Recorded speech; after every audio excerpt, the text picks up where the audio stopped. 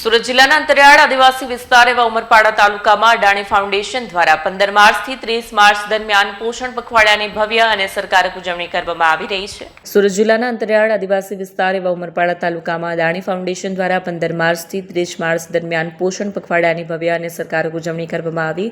અભિયાનનો મુખ્ય સૂર આદિવાસી સમાજમાં માતા અને બાળકના આરોગ્યમાં ગુણાત્મક સુધારો લાવી કુપોષણ મુક્ત સમાજનું નિર્માણ કરવાનો રહ્યો છે.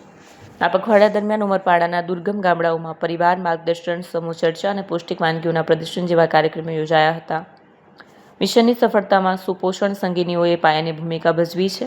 સરકારના ICDS વિભાગના સહયોગથી આ આંદોલનને વ્યાપક સ્વરૂપ ધારણ કર્યું છે.